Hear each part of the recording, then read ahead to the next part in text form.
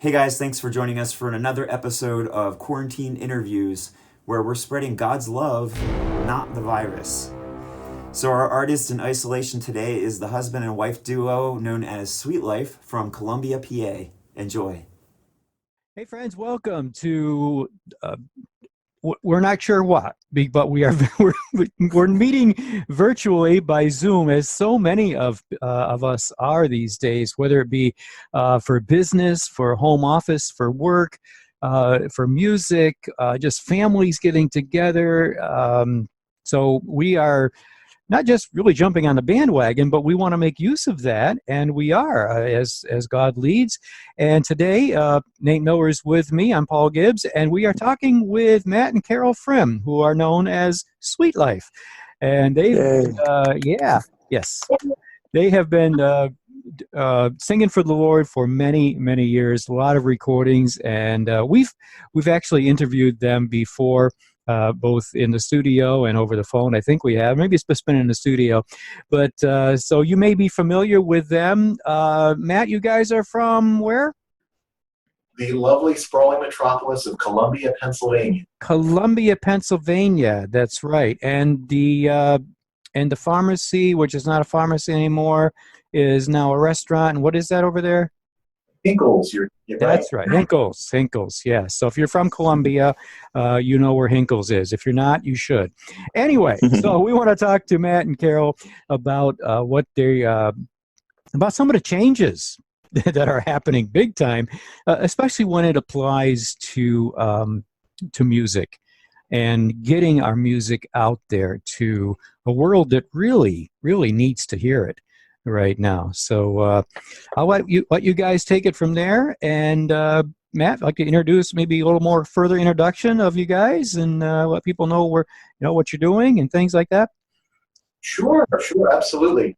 Well, our group is Sweetlife Music, and we've spent the last 6, 7, 8 years working probably 300 to 350 concerts a year.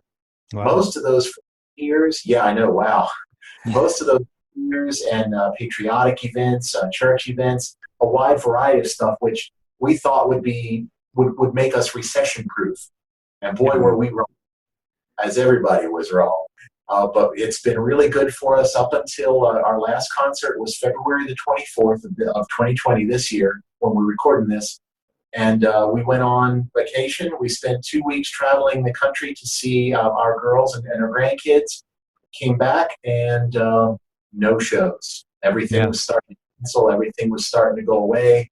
And we did one concert in March, and that was they had us outside of the building, and they sprayed a speaker down and put that inside the building, and then they had a big party in there. And like a day or two after that, Pennsylvania's governor said no more traveling unless you need to. So we have many concerts since then, and we have one online one tomorrow, April the 9th, that we're going to do just like we're doing right now with Zoom. So we are embracing the new technology and wrestling with it mightily. Right.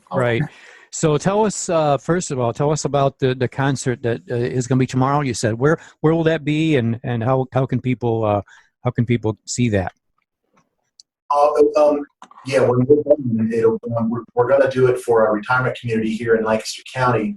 And once it's done, I'm going to hopefully record it and do all that properly, and then it'll be out on wherever. Right. Okay. Right. So not broadcast live, but you're going to record it there and then put it out for people to see. It's our very first time. Yeah, we want to be on the side of caution and just make sure it all works. And that's one of the struggles that I'm sure we'll talk about during this is just, man, we have a bunch of new technology to learn about. And we've spent the last week or so trying to figure it all out and learning a lot. And with some success and some not so much success. Yeah, I hear that. Yeah, I think we're kind of seeing this all across the board. I mean, I know a bunch of artists who were already doing a huge amount of legwork before this thing hit, of getting a footprint out there on social media. You know, they created a YouTube channel. They were live streaming their shows on Facebook and or Instagram. They were already kind of doing this, so they were ahead of the game. And now for the rest of us, including Notespire, like we didn't plan for this. Now we're kind of scrambling to say, oh, well, this technology has always been there, but we hadn't taken advantage of it. And not only that, like you said, we're struggling, manhandling this, trying to figure out how do we best use this. So Yeah. It's kind of leveled the playing field for most artists who weren't already kind of taking advantage of this. But in a way, that's been good for everybody because it's opened up channels for artists that are way beyond their physical performances, reaching people that they had never been reaching and couldn't have reached before. So it's a bit of a double-edged sword, I think. Absolutely. Yeah. We talked beforehand, and one of the things that you said was, we're all on this same level, like you just said. I would think the people that are younger, that are more comfortable with all of this technology, would actually, maybe they're just starting out, maybe you're 17 and you just have your band that you've been playing in your garage. You actually have an advantage, it seems to us, over people like ourselves. Yeah, we've been professionals for a long time, but this is a whole new world, and frankly, we're older and we're struggling with all of this stuff where you might just use it like it's breathing, and you could actually get out ahead of a lot of people who are more quote unquote experienced than you. So there are definitely advantages and disadvantages and opportunities if we're willing to do that. I like for sure. I like that. I like that, Matt. You said opportunities, and maybe one advantage for those of us who've been doing it a while. There might be one advantage, might be the wisdom to know how to take advantage of those or when to take advantage of those opportunities.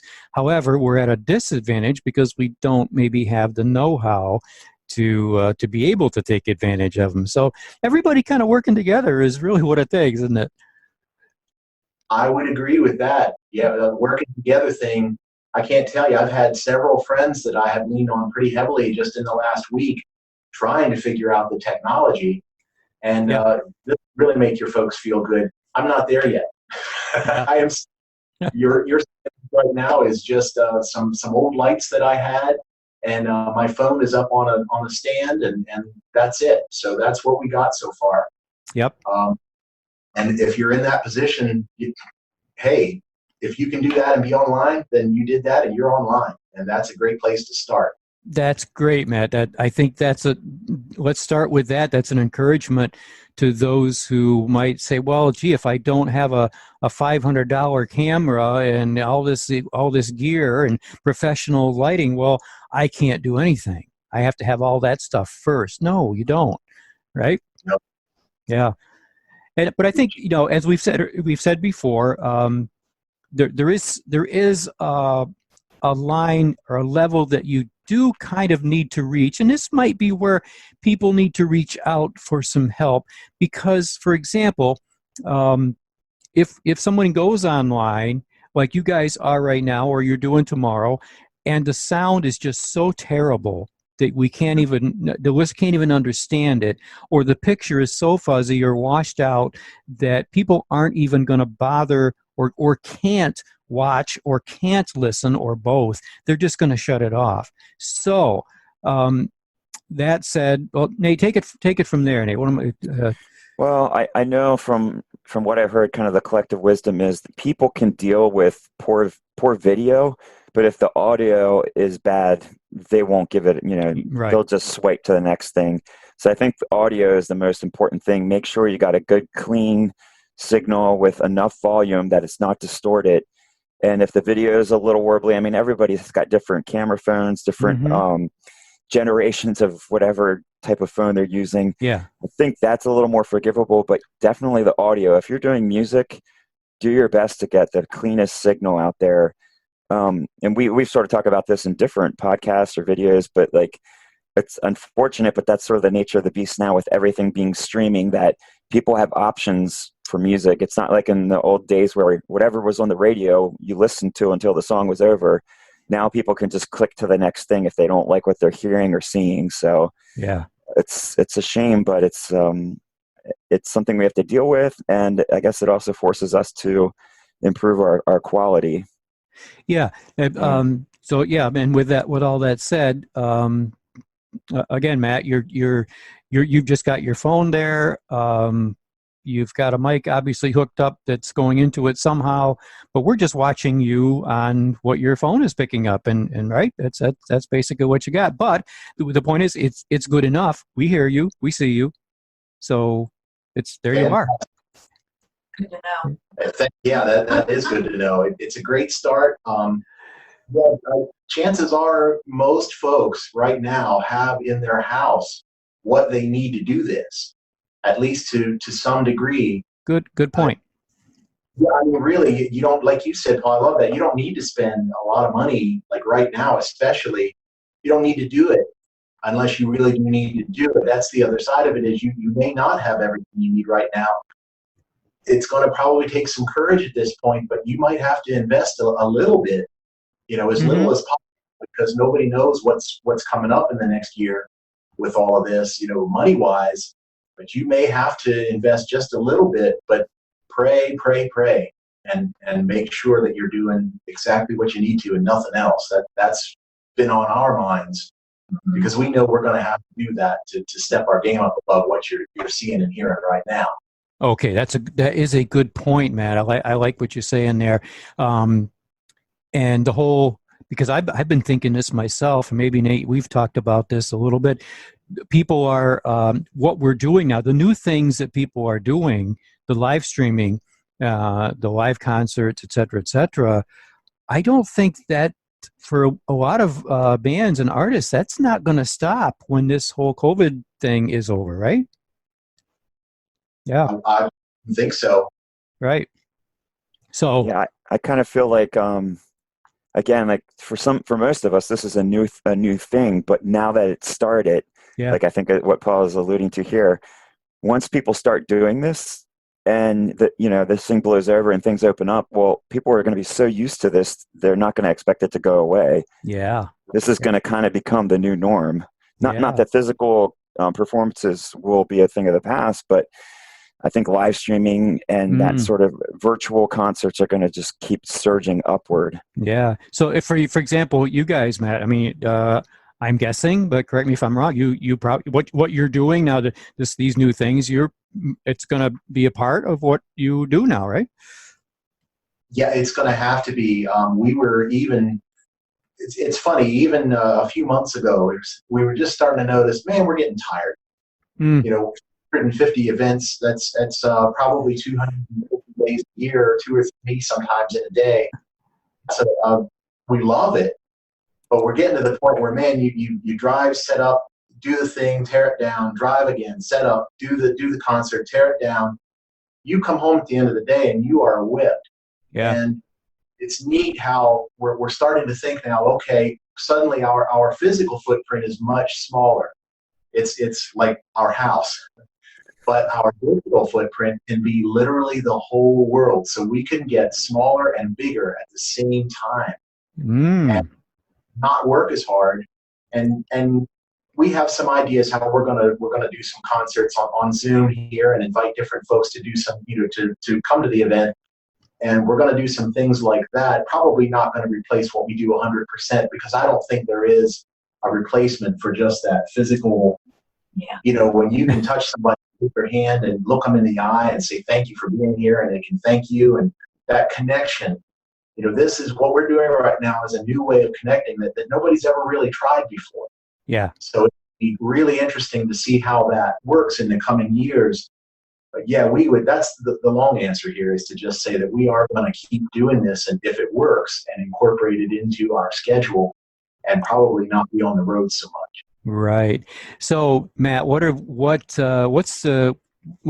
get into that in a second. A little bit more about the thoughts about what you guys would like to do, but let's start with, what's the biggest challenge that you see, or that you've experienced right now in doing what we're doing right now? You mentioned like the knowledge of how to do it, things like that.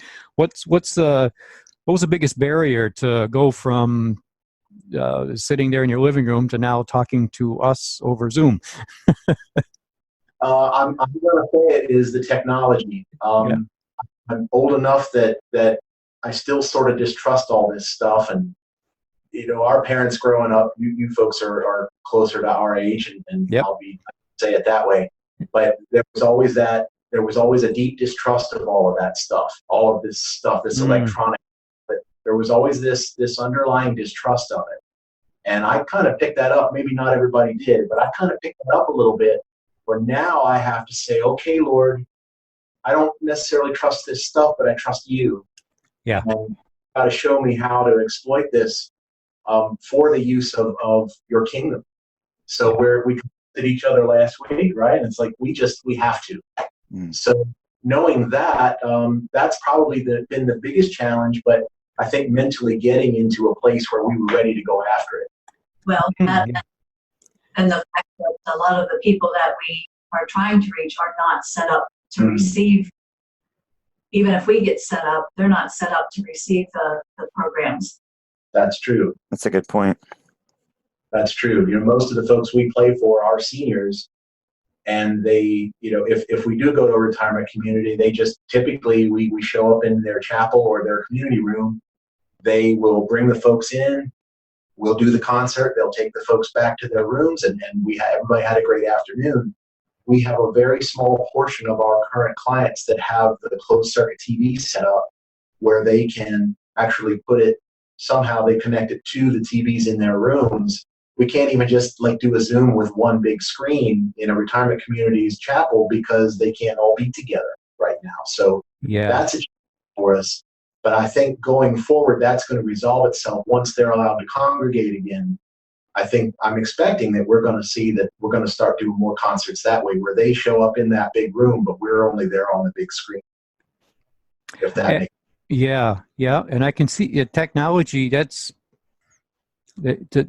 will make that happen. That it's awesome, and also, of course, you I think it's great, obviously, that, and they will too, that you guys are still gonna continue showing up in person, so you can actually, because I've done that too. I've gone to nursing homes and senior centers and then I know that's just you can't replace that, just taking their hand and thanking them for being there in person. Oh, it just warms your heart. It's a blessing both ways. It really is. I would think that for them that is probably the biggest deficit that they're experiencing right now is and we're ready to get back to that. Right. That's one of the bigger challenges for us, is that our folks, like you said, they're just not set up. Most of them are not set up with the closed circuit TV and all of that, and they're not going to have iPads and all that. Most of them, some will, but it's harder for us right to reach our folks. So that's been a challenge for us. Yeah, for sure. So I'm thinking beyond the technical challenges that you just mentioned. I know you and I kind of chatted about this the other day. There's also the dimension of, looking at what everybody else is doing. Like you mentioned, some of the younger generation that just does this, like they're breathing air or drinking water. Or drinking Kickstart. Or Kickstart for Paul's sake. But even Paul and I noticed this with what we put out there. We're looking at other people's content and it's amazing, and we're kind of feeling like, oh, well, can we compete with that? Should we? And then there's also the feeling of, well, are we just jumping on the bandwagon? Other people are posting, are we just doing that because they are too? And you and I talked about that a little bit personally, having that sort of feeling. Can you talk a little bit about that for the people who are hearing or viewing that struggle? Because I'm sure that you and I aren't the only ones that are experiencing that. Well, I would, for all you folks that are out there listening that are struggling with confidence and those questions, Nate, you asked me, do I ever feel like that? And I kind of said, no, only every moment of every day. Right? That's right. It depends when you ask us, but one moment we're ready to go for it. The next moment we're scared. I do, and I liked how you said that too. I think it's good to ask yourself and ask the Lord, is this something I should be doing? Because it may not be. I can't believe that this is for absolutely everybody. And if God's calling you to not jump into all this tech and continue to do the old-fashioned way, then do that. And that's what you're supposed to do. And well, I guess at this point they could turn this podcast off and just go do whatever they want. But we won't. We won't. Don't do that. No.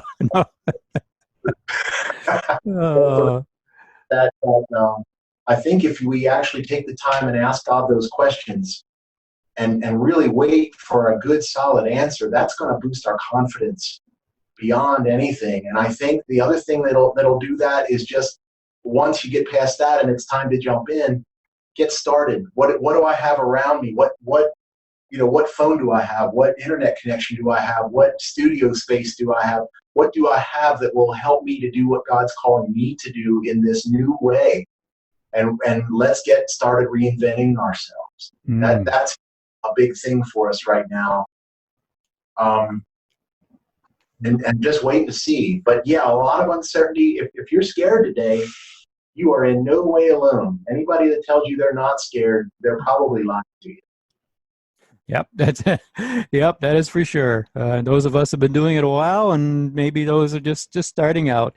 It never goes away. I love Lynn. We spoke with Lynn Madransky recently, and well, how did she say it, Nate? She said if you're worried about your motives, they can't be all bad. Something to that effect. If you're questioning, are my motives right? Then your motives are probably right. Because if they weren't right, you wouldn't be questioning them. Yeah. Which I thought was an interesting way of putting it. It was. Yep. And fear. I mean, there's healthy fear. But the fear of doing it wrong, the fear of what people are going to think, et cetera, that is certainly not a reason to not do it. Does that make sense? I think you need to get rid of what other people are going to think, what they're going to say. That all needs to go. Yeah. Because if it doesn't go, that's all you'll think about, and you'll get paralyzed, and you won't do it. Yeah. Good. Very good. All good thoughts. Let's see. Running out of time, so no, we're not going to upgrade. We're just going to keep right on going. There we go. Did you guys see that on the screen? No. Okay. All right. But okay. Anyway, something came up there. So, do you want to upgrade? Oh no, not right now. Maybe later. All right. Anyway, we're doing fine.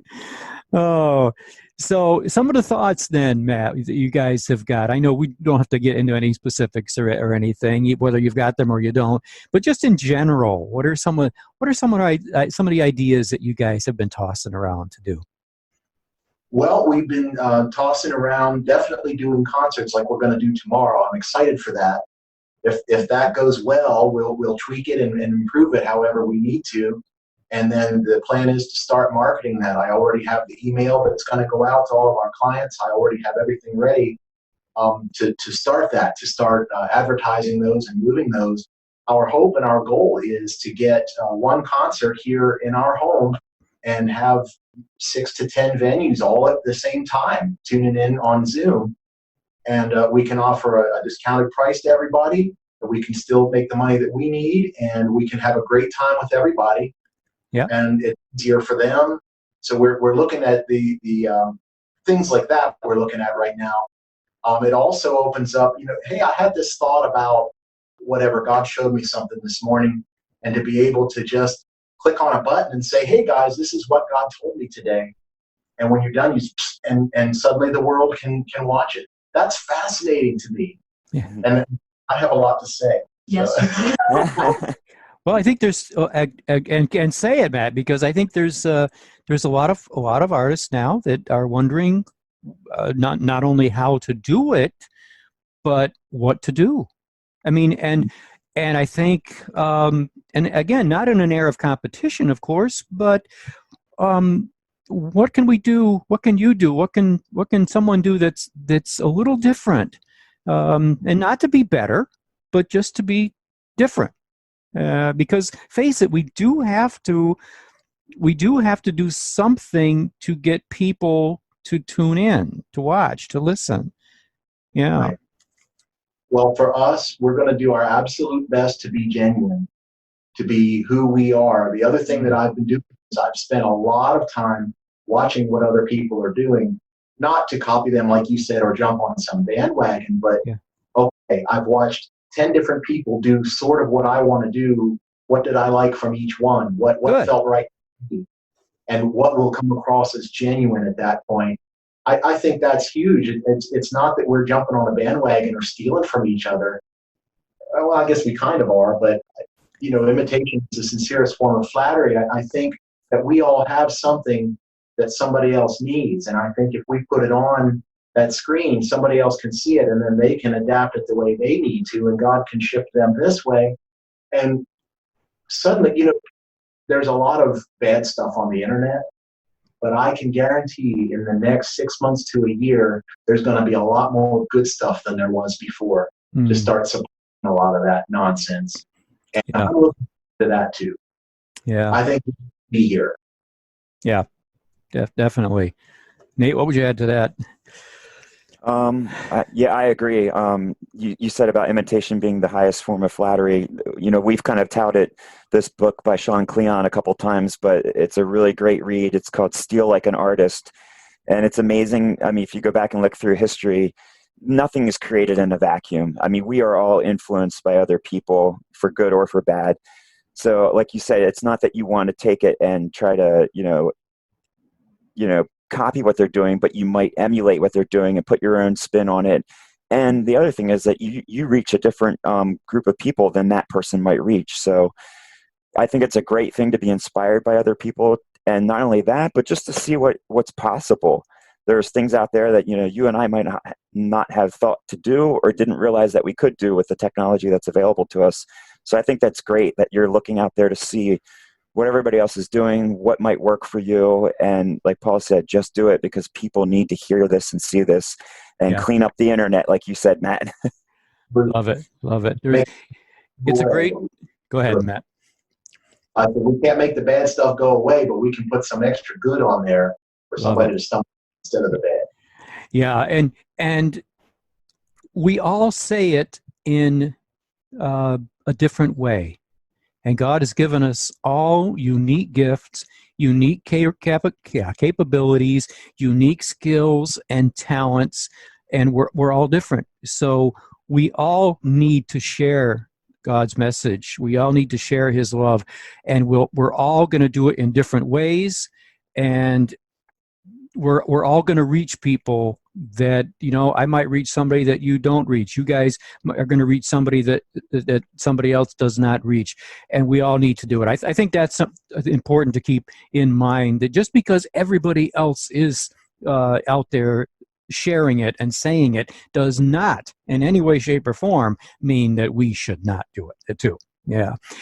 Matt, we got about just about 4 minutes left. So anything that you want to share about what you guys are, more specific about what you guys are doing, et cetera, et cetera?